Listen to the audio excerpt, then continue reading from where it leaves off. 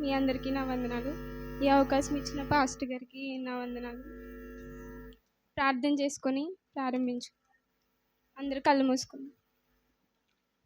స్తుతి స్తుతి స్తుతి స్తోత్రం స్తోత్రం స్తోత్రం.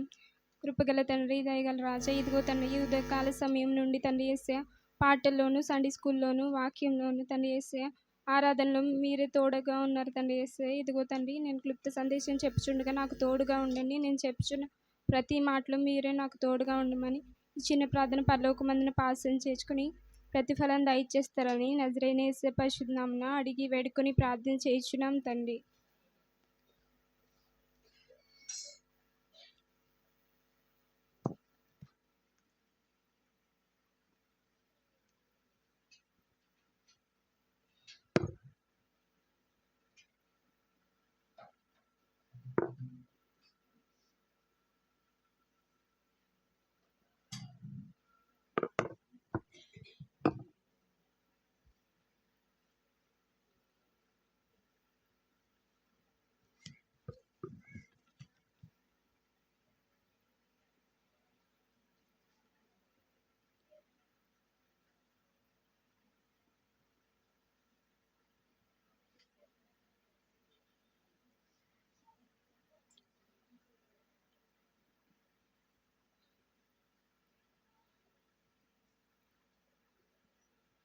యెషయా గ్రంథం 38వ అధ్యాయం 16వ వచనం.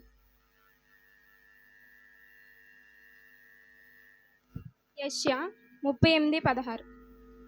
ప్రభువా, వీటి వలన మనుష్యులు జీవించుదురు, వీటి వలననే నా ఆత్మ జీవించుచున్నది. నీవు నన్ను బాగు చేయుదువు, నన్ను జీవింపజేయుదువు. ప్రభువా, వీటి వలన మనుషులు జీవించుదురు, వీటి వలననే నా ఆత్మ జీవించుచున్నది. నీవు నన్ను బాగు చేయుదువు, నన్ను జీవింపజేయుదువు. ఇక్కడ నీవు నన్ను బాగు చేయుదువు, నీవు నన్ను జీవింపజేయుదువు అనే మాట అండర్లైన్ చేసుకుందాం. ఈరోజు నేను చెప్పాలనుకునే టాపిక్ అయితే నిన్ను బాగు చేసేది నీకెవరో తెలుసా అనే టాపిక్ నేను చెప్పాలనుకుంటున్నాను. చాలామంది అంటుంటారు, దేవుని దగ్గరికి వెళ్తూ ఉన్నావు, నీ జీవితంలో ఏం బాగయ్యావు, పాడైపోయావు దేవుని దగ్గరికి వెళ్ళిన తర్వాత అని అంటుంటారు. యేసుప్రభు నమ్ముకున్న తర్వాత నువ్వు పాడైపోయావు అని చాలామంది ఉచిత సలహాలు ఇస్తుంటారు. అప్పుడు మనం ఏం చెప్పాలంటే, నేను దేవుణ్ణి నమ్ముకొని పాడైపోలేదు, నేను దేవుణ్ణి నమ్ముకున్న తర్వాత పాడైపోయిన నన్ను దేవుడు బాగు చేశాడు అని మనం చెప్పగలగాలి. చాలామంది అంటుంటారు,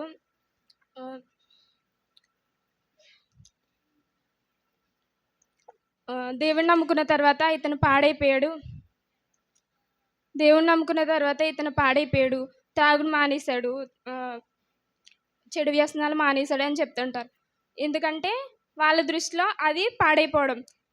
కానీ మనం ఏంటంటే, మారు మనసు పొందాక దేవుణ్ణి నమ్ముకున్న తర్వాత మన చెడు వ్యసనాలు అన్నీ వదిలేసి దేవునితో నడుస్తూ ఉంటాం.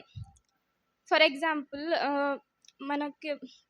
మనం ఒక వ్యక్తికి పాము కరిచిందని ఎలా ఐడెంటిఫై చేస్తాం?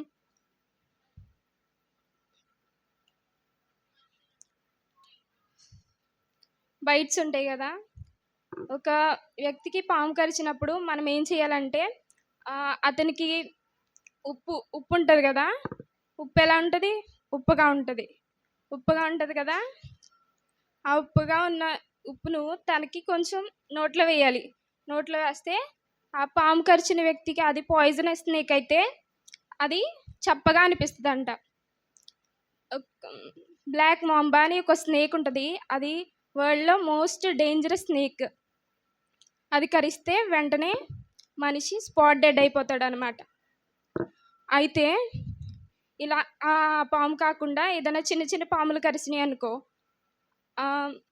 మనం ఈ ఉప్పు అనేది తీసుకొని ఆ పాము కరిచిన వ్యక్తికి ఇస్తే అది చప్పగా ఉందని చెప్తాడంట. పరిస్థితులు అతనికి తారుమారైపోతాయి అన్నమాట. మనకి చేదుగా అనిపించేది అతనికి తీయగా అనిపిస్తుంది. వేపాకు ఇచ్చి అతనికి తినమని చెప్తే ఆ వేపాకు అతనికి తీయగా అనిపిస్తుందంట. నేను ఒక ఇన్సిడెంట్ చెప్తాను ఇప్పుడు. ఒక అక్క తమ్ముడు ఉన్నారంట. వాళ్ళు ఇద్దరు రోడ్డు మీద బైబిల్ చదువుకుంటూ ఉన్నారంట. ఒకతను వాళ్ళ యొద్దకు వచ్చి, మీరెందుకు ఈ చెడ్డ పుస్తకాన్ని చదువుతున్నారు అని అడిగాడంట. అడిగితే ఆ అక్క చెప్తుందంట, ఇదిగో ఇక్కడ నా తమ్ముడు ఉన్నాడు కదా, నా పక్కన కూర్చొని, ఇతను ముందెలా ఉండేవాడంటే దేవుణ్ణి నమ్ముకోకముందు చెడు వ్యసనాలతో జూదమాడుతూ, త్రాగుతూ, తిరుగుతూ, వ్యర్థమైన స్నేహితులతో ఉంటూ, తల్లిదండ్రులకి గౌరవం ఇవ్వకుండా బాధిస్తూ ఉండేవాడు. ఒక్క రూపాయి కూడా సంపాదించట్లేదు, సంపాదన లేదు, ఇంకా తిరుగుతూ ఉంటాడు. చాలా వ్యర్థమైన జీవితం, భయంకరమైన జీవితం జీవించేవాడు. కానీ ఎప్పుడైతే దేవుణ్ణి నమ్ముకున్నాడో నా తమ్ముడు దేవుణ్ణి నమ్ముకున్న తర్వాత త్రాగుడు మానేశాడు, తిరగడం మానేశాడు. తల్లిదండ్రులకు గౌరవం ఇచ్చి చేతి నిండా సంపాదించి ఆ డబ్బు తీసుకొచ్చి తల్లిదండ్రులకి ఇచ్చేవాడు. ఒకవేళ మీరన్నట్టే ఇది వ్యర్థమైన పుస్తకం అయి ఉంటే నా తమ్ముడిని ఈ పుస్తకం మార్చేది కాదు, ఇది చెడ్డ పుస్తకం అయి ఉంటే నా తమ్ముళ్ళలో ఈ మార్పు వచ్చేది కాదు అని చెప్పిందంట. హల్లెలూయా, హల్లెలూయా. ఒకవేళ మీరన్నట్టు ఇది చెడ్డ పుస్తకం అయి ఉంటే నా తమ్ముడిని ఇది మార్చదు. ఏ చెడ్డ పుస్తకం కూడా ప్రపంచంలో ఎవరిని మార్చదు అని చెప్పిందంట. బైబిల్ గ్రంథం పరిశుద్ధమైన గ్రంథం కనుక నా సహోదరులో మార్పు వచ్చింది అని ఆమె సాక్ష్యం చెప్పిందంట. ఎవరైనా సరే దేవుణ్ణి నమ్ముకుని బాగుపడ్డవారే తప్ప పాడైపోయిన వారు ఎవరూ లేరు. హల్లెలూయా, హల్లెలూయా. కీర్తన గ్రంథం 107:20. ఆయన తన వాక్కును పంపి వారిని బాగు చేసును. ఆయన వారు పడిన గుంటలలో నుండి వారిని విడిపించెను. ఆయన ఏం చేశాడు? వారు పడిన గుంటలలో నుండి వారిని విడిపించాడు, వారిని బాగు చేశాడు.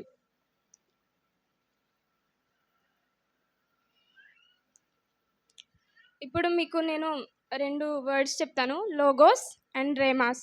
లోగోస్ అంటే గాడ్ రిటెన్ వర్డ్, అంటే దేవుడు మనకి ఇచ్చిన లిఖితపూర్వకమైన గ్రంథం, అంటే బైబిల్ గ్రంథం. రేమాస్ అంటే God speaks to our situation through his word, అంటే దేవుడు తన వాక్యం ద్వారా మనతో మన సిచ్యువేషన్కి సంబంధించినట్టు మాట్లాడితే దాన్ని రేమాస్ అంటాం. ఒక్కోసారి మనకి అనిపిస్తుంటుంది, వాక్యం మనం రోజు చదువుతూ ఉంటాం, చదువుతున్నప్పుడు మనకి ఆ వాక్యం చాలాసార్లు చదువుతాం, కానీ మనం ఒక పర్టికులర్ సిచ్యువేషన్లో ఉన్నప్పుడు మనకి సిచ్యువేషన్కి సంబంధించిన వాక్యం అది మనకు వచ్చినప్పుడు అది మనకి చాలా ఆదరణ ఇస్తుంది, ధైర్యాన్ని ఇస్తుంది. ఒక్కోసారి దేవుని సేవకుడు మాట్లాడుతున్నప్పుడు ఆ వాక్యం మనకి రిలవెంట్గా ఉంటుంది, మన సిచ్యువేషన్కి రిలవెంట్గా ఉంటుంది, మనం ఆ వాక్యానికి కనెక్ట్ అవుతాం అన్నమాట. ఇక్కడ మనము అందరూ ఉన్నాం కదా, ప్రతి ఒక్కరూ ఏదో ఒక సిచ్యువేషన్లో ఉంటారు. కొంతమంది ఫిజికల్గా స్ట్రాంగ్గా లేకపోవచ్చు, కొంతమంది మెంటల్గా స్టేబుల్గా లేకపోవచ్చు, కొంతమందికి రిలేషన్షిప్ గొడవలు ఉండొచ్చు, కొంతమందికి ఫైనాన్షియల్ గొడవలు ఉండొచ్చు, చాలా చాలా సిచ్యువేషన్స్లో ఉంటాం. కానీ దేవుడు తన వాక్కు ద్వారా తన రేమాస్ అంటే గాడ్ మన సిచ్యువేషన్తో మాట్లాడేది, తన వాక్యం ద్వారా మన సిచ్యువేషన్తో మాట్లాడేది రేమాస్. ఆ రేమాస్ వాడితో మనతో మాట్లాడుతున్నప్పుడు మనకి అర్థమవుతుంది అన్నమాట, దేవుడు నాతోని మాట్లాడుతున్నాడు అని మనకు అనిపిస్తూ ఉంటుంది కదా. దేవుడు మన సిచ్యువేషన్తో మాట్లాడడానికి సమర్థమైన వాడు. God is capable of speaking to a situation directly. మనం చాలా సిచ్యువేషన్స్లో ఉంటాం, అది ఎవరితోనూ షేర్ చేసుకోలేం. కొన్నిసార్లు అయితే మన ఫ్యామిలీ వాళ్ళతో కూడా షేర్ చేసుకోలేం. మనలోనే ఇంకా కృంగిపోతూ ఉంటాం, దేవునికి చెప్పుకొని ప్రార్థన చేసుకుంటూ ఉంటాం.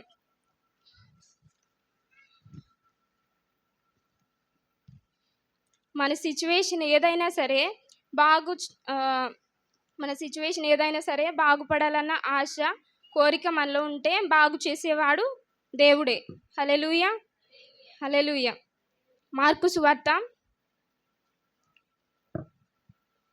1వ అధ్యాయం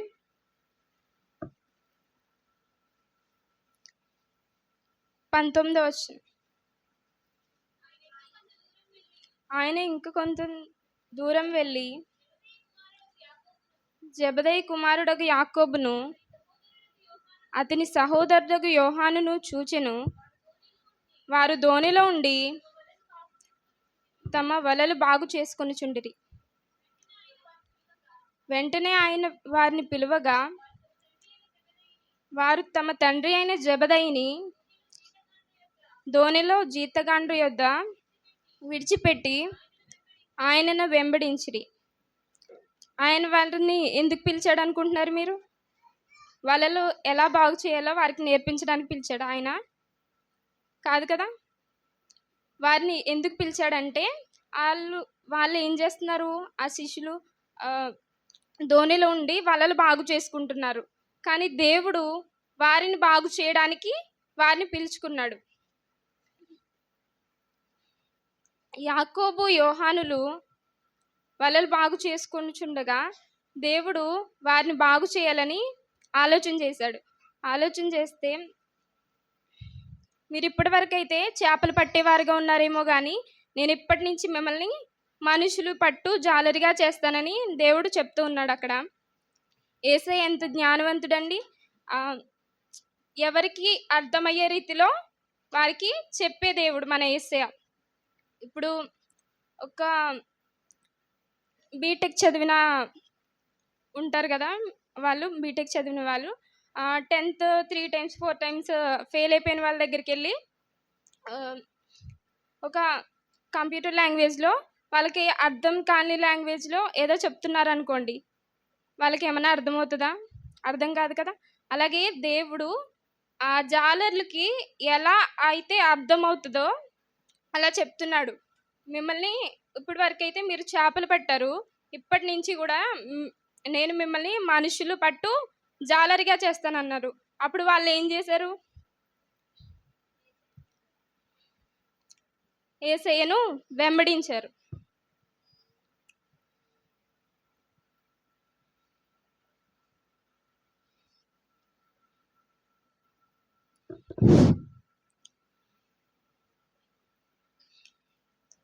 చేపలు పట్టడంలో 2 టైప్స్ ఉంటాయి. అది టెక్నిక్స్. 2 టైప్స్ ఏంటంటే, ఫస్ట్ మనకి పేషెన్స్ కావాలి. పేషెన్స్ అంటే సహనం కదా. ఫస్ట్ మనకి పేషెన్స్ కావాలి. చేపలు పట్టేటప్పుడు మనం పేషెన్స్తో ఉండి ఫస్ట్ అటెంప్ట్కి రాదు కదా, ఇంకా 2-3 అటెంప్ట్స్ చేసినా సరే చేప రాకపోవచ్చు. మనం పేషెన్స్తో ఉండి అది వచ్చే వరకు వెయిట్ చేయాలి. అప్పుడే మనకి ఒక చేప అనేది మన గాలానికి చిక్కుతుంది. సెకండ్ది యూనిటీ.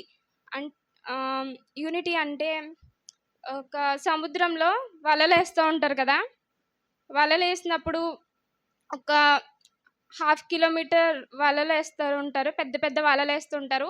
ఈ పక్కన ఎంతమంది ఉన్నారో ఆ పక్కన కూడా అంతేమంది ఉంటుంటారు. ఎందుకంటే వలని లాగినప్పుడు okay, equal strength, equal energy వాళ్ళు పెట్టాలి.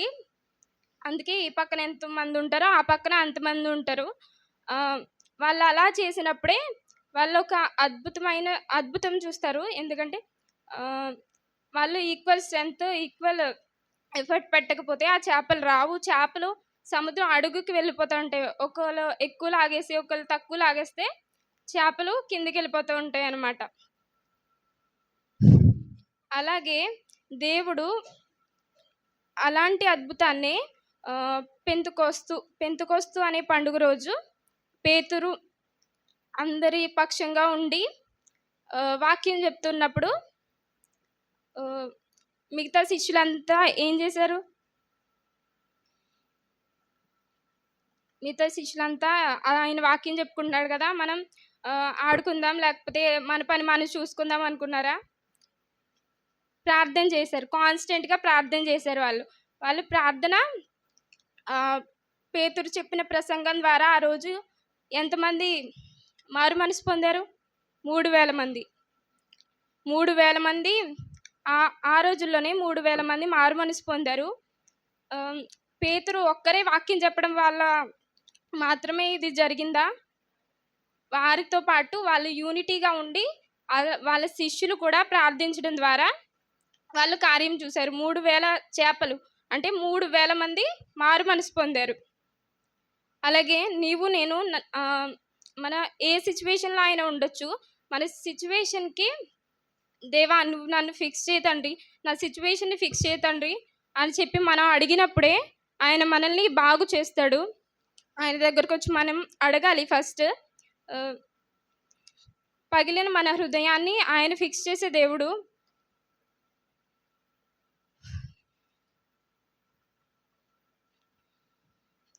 తన వాక్కును పంపి ఆయన బాగు చేసిన వాగ్దాన ప్రకారం నిన్ను నన్ను మనందరినీ బాగు చేసి తన మహిమ కొరకు వాడుకుంటాడు దేవుడు. ఫస్ట్ మనం బాగు చేయబడాలని ఆశ, కోరిక మనలో ఉండాలి. దేవునికి ఉన్న ఒకే ఒక్క చిత్తం మనల్ని బాగు చేయడమేనండి. దేవా నువ్వు నన్ను బాగు చేసావు అని హిజ్కియా చెప్పిన సాక్ష్యం ద్వారా అందరూ హిజ్కియా సాక్ష్యం చెప్తున్నాడు కదా, దేవా నీవు నన్ను బాగు చేసావు అని చెప్పేసి. అలాగే మనం కూడా దేవా నీవు నన్ను బాగు చేయన్నప్పుడు మనం నమ్మినప్పుడు మనం కూడా మన సిచ్యువేషన్స్ నుంచి మన పగిలిన హృదయాన్ని ఫిక్స్ చేయడానికి ఆయన సిద్ధంగా ఉన్నాడు. మనమైతే దేవుణ్ణి నమ్మి మనం అడిగినప్పుడు ఆయన వైపు తిరిగి మనం అడిగినప్పుడు కార్యాలు చూస్తాం. హల్లెలూయా, హల్లెలూయా.